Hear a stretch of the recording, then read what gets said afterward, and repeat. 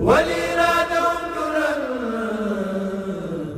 ولي كرم الجنبا أقاسني الحنان من كيد من خلا وسالكنا للخل لي بر ما ينبا ربا وادي وأغناني وأكرم به ربا رضيت عن المولى تعالى الذي ربا وادي وأغناني وأكرم به ربا بي خلقنيت اليوم عبد اللوبي قديما دواما بالذي اختاروا خلقنيت اليوم عبدا بذكري واني يطوفنا روى النار وسبا نبس لقى لله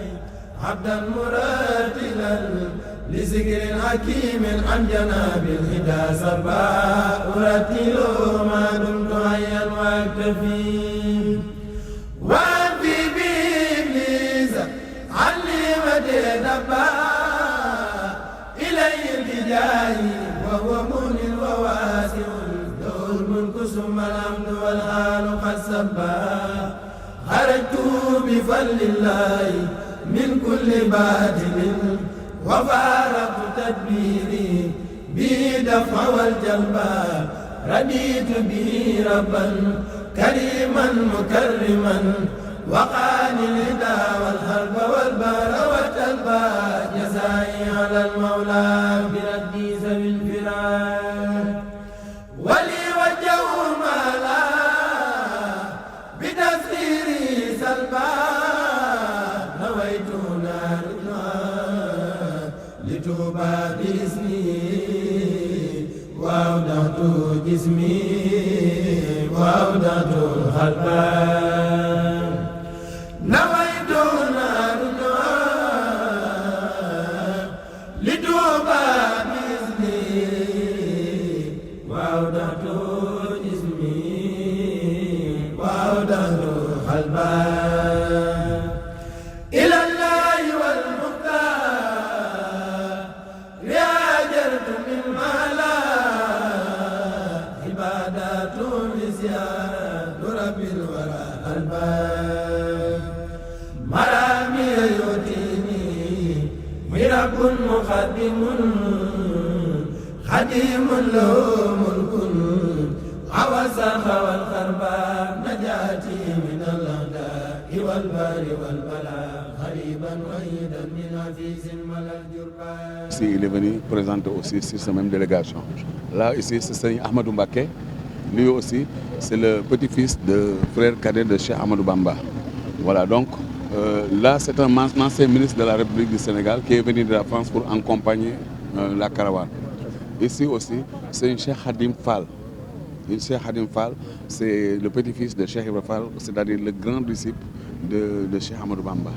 Voilà, donc ceux qui sont venus, il y en a des femmes qui sont venues, des petits-fils de Cheikh Ahmadou Bamba. Il y a aussi les notables de Libreville, le chef de Daïra et les autres et la communauté qui sont là, qui vont voyager avec nous. Les excuses de Monsieur le ministre, qui aurait voulu être là, vous accueillir et vous souhaiter une bonne route. Malheureusement, il a dû aller rejoindre le président de la République à Franceville et il ne pourra pas donc être ce matin. Il m'a demandé de le représenter ce matin avec les conseillers derrière moi pour d'abord vous signifier que cet acte, ce matin, on veut le poser pour marquer le départ, le nouveau départ que le ministre souhaite avoir avec les Mourides, avec le peuple sénégalais et avec la caravane touristique qu'il a mis en place, faire en sorte que la caravane touristique et le pèlerinage soient vraiment deux faits importants pour le peuple gabonais et pour le peuple sénégalais, et notamment les Mourides. Il veut vraiment que ce nouveau départ fasse en sorte que la mémoire de Cheikh Ahmadou Bamba soit respectée et honorée, et faire en sorte que véritablement l'expression de la grande fierté que le Gabon a pour avoir accueilli le cher Aminou Bamba s'exprime à travers ces deux événements importants, que ce soit la caravane touristique du Gabon, le pèlerinage de Mayumba. C'est vraiment un honneur extrême d'accueillir le calife aujourd'hui. Et il souhaitait vraiment qu'on traduise vraiment l'importance et la suite qu'il donne à son voyage vers Touba. Et c'est pour ça qu'il nous a demandé d'être présents pour vous souhaiter une bonne route et faire en sorte que le pèlerinage se passe très bien et que vous puissiez aussi profiter des sites que nous avons mis en place pour la caravane touristique. Donc je tiens encore à vous remercier et vous souhaiter une bonne route et un bon pèlerinage. Je voudrais simplement dire que cette 5e édition de la caravane de Mayumba sur les traces de Cheikh Amadou Bamba sera marquée par l'ouverture officielle du pèlerinage de Mayumba. Avant les années précédentes, on allait à Mayumba, on était autorisé, mais ce n'était pas officiel. Cette année, l'Église catholique qui a hébergé Cheikh Amadou Bamba pendant 5 ans à Mayumba va nous autoriser officiellement cette année d'exploiter le site où il vivait. Donc c'est historique et cette délégation, elle est conduite par le fils aîné, le fils du calife général. Et nous allons aussi noter ici que le calife général a fait 7 ans, 7 mois, 7 jours en terre gabonaise. Et Mayumba le Gabon, en particulier Mayumba, c'est un pays sacré et Mayumba c'est une ville sacrée pour la communauté mouride. Donc nous remercions aussi le ministère du Tourisme qui nous accompagne avec la présence du ministre à Touba qui a rencontré le calife général. C'était un événement aussi historique parce que nous n'avons jamais connu cela et ça nous permet aussi de développer le tourisme religieux en terre gabonaise à travers la caravane sur les traces de Cheikh Amadou Bamba. Je vous remercie. jërëjëf maanaam sëñ bi maanaam ñoom comme ni ñu ko waxee mooy moom mi ministre bi yebal ñoom lañ doon liggéeyal ci weer yi yëpp ci loo xam ni luy jàppale liggéey bi rek ak luy feeñal mbirum sëñ bi ndax sàkk woon nañ ci njiiti réew yi Gabon nu ñuy def ba barab yi sëñ Touba nekkoon ñëw ci loxoy murid yi ba loo xam ne xañoon nañ ko ci benn barab loolu ñu mën ko koo delloo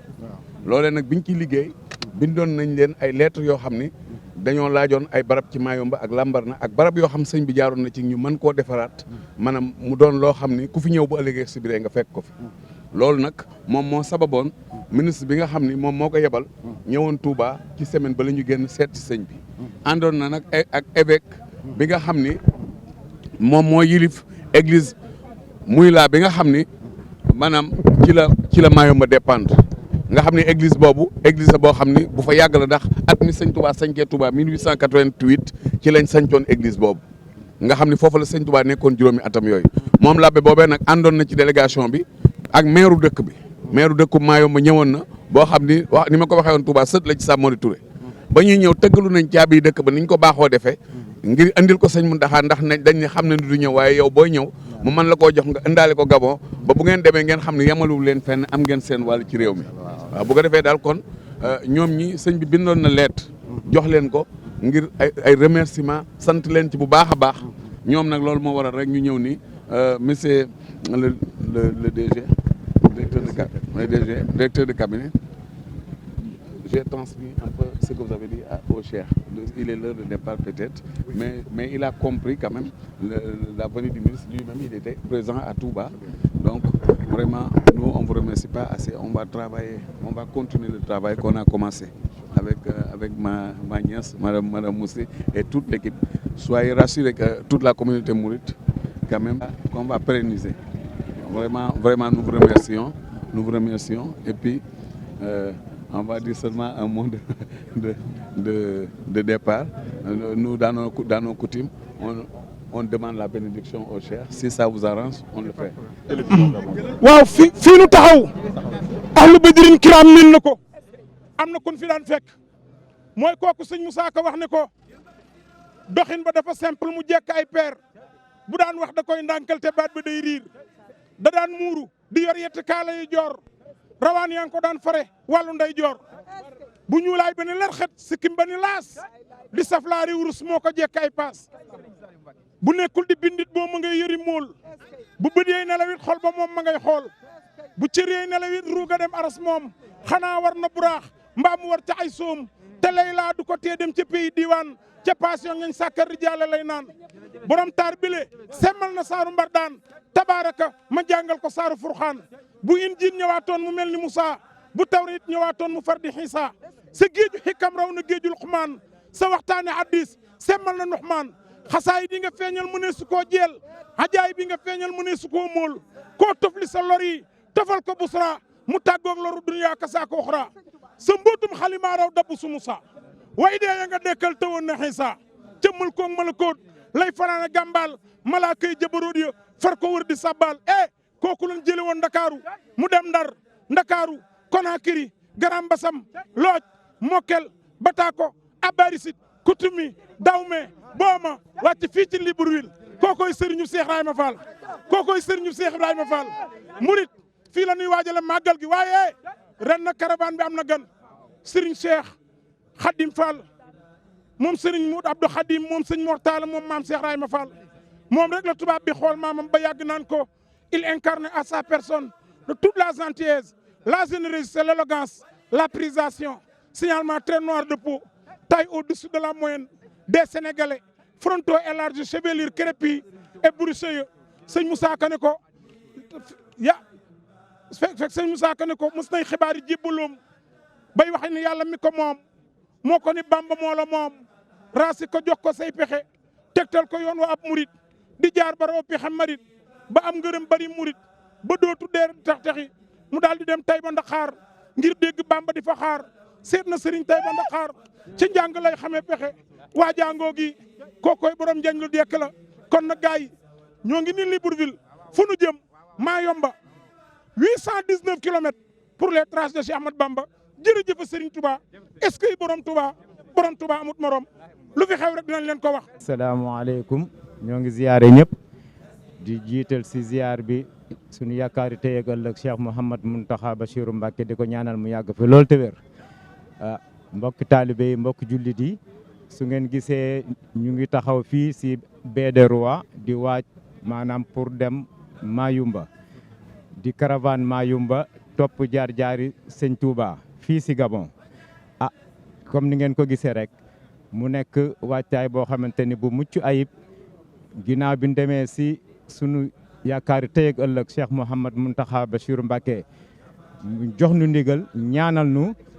yebal nu tamit ñu yaatal liggéey bi dem si mboolem kilifa yi nga xamante ni ñoo nekk Touba kër Sëñ Touba yëpp ñu dem fa tamit wax leen liggéey bi xamal leen ko ñu ñaanal nu si liggéey bi tamit soññe si kon gis ngeen ni tey jii mooy départ bi ñoo ngi fii si baie des Rois ñu ñëw tamit di sant yàlla ndaxte liggéey bi de am na ay jéego yu am solo lépp rek di tawfiixi Sëñ Touba nim Sëñ Mountakha nim nu ko ñaane la woon ni di ngeen si dajeek tawfiixi Sëñ Touba di ngeen si am ay ndam yi nag weesuwul tey jii bu ngeen gisee caravane bi nii ministre du tourisme moo ñëw nii moo ñu recevoir fii nii ñëw di tàggatoo ak ñun di ñu souhaiter bon voyage kon wax dëgg yàlla jàpp tamit si liggéey bi jox nu ay bus ñoom wax dëgg yàlla kon ni ngeen ko gisee woon rek ñu def délégation fii jóge fii dem ba Touba dem ziyaare sëñ bi yóbbul ko ay tawfiix yóbbul ko tamit li nga xam ne mooy caabi Mayumba kon gis ngeen ni liggéey bi wax dëgg yàlla am na tawfiix kon ñu ngi ziyaare ñëpp di si woo fu taalibe nekk ñu ngi lay woo nga ñëw nga waajal bis bi nga xamante ni chaque année ñu ngi koy def di topp jaar-jaari Sëñ Touba ak projet yi nga xamante ni moom lañ waajal sa Mayumba fa nga xam ne fa la Sëñ Touba sampoon ñeent bantam ya ñu simpi ko tey jii suñu yéene mooy murit yëpp rek ñu waaj dem Touba sampal ko fa ñeentu sooro ba juróom ndaxte loolu di nekk li nga xamante ni sëñ bi dina kawe lool waaw ndaxte. ginnaaw loolu mën nañu xam programme bi nan la nar a tëddee bis yi ñaata bis la ñu war a toll nombre de personnes yi par exemple ak programme bi itinéraire bi combien de kilomètres la ñu war a daw pour ak buñ demee programme. waaw programme bi ni muy tëddee nii ñu ngi fiy départ rek ni ngeen ko gisee démb la programme bi commencé mu nekkoon cérémonie officielle bi fii si Libreville tey jii bu ñu xëyee nag ñu ngi war a départ pour dem Mayumba. bus yi nombre de bus yi toll na fi mu nekk ni si juróom-benn jàpp juróom-ñaari bus nombre oto yu ndaw yi moom mënuñ koo wàññi ndax gis ngeen mbooloo mi ni mu bëree donc Tawfekh yaakaar naa ni daaw bi ñuy dem tolloon nañ si ñeenti bus waaye ren bu ñu demee ba toll si bus nombre bus yi ni kon ñu gis ni liggéey bi wax dëgg yàlla mu ngi jëm kanam comme ni ngeen ko xamee rek ndaxte liggéeyu sëñ Touba moom ay mbiram amul tànk ginnaaw tànk kanam rek la jëm. distance bi tamit Mayumba dafa sori 800 kilomètres di war nañoo parcourir 800 kilomètres en passant par Lambaréné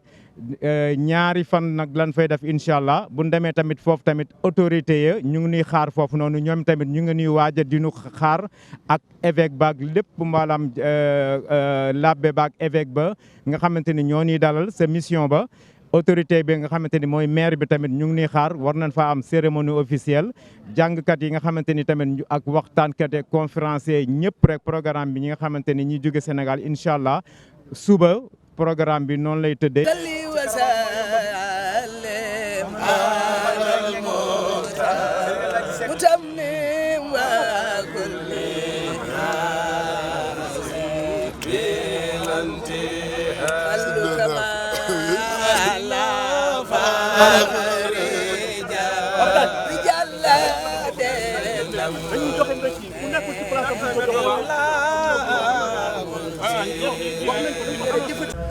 wali raadam duran wali karamal janba axaasani al anan min kaydi man xala wasaaraka naaril xilli li baru ma yumba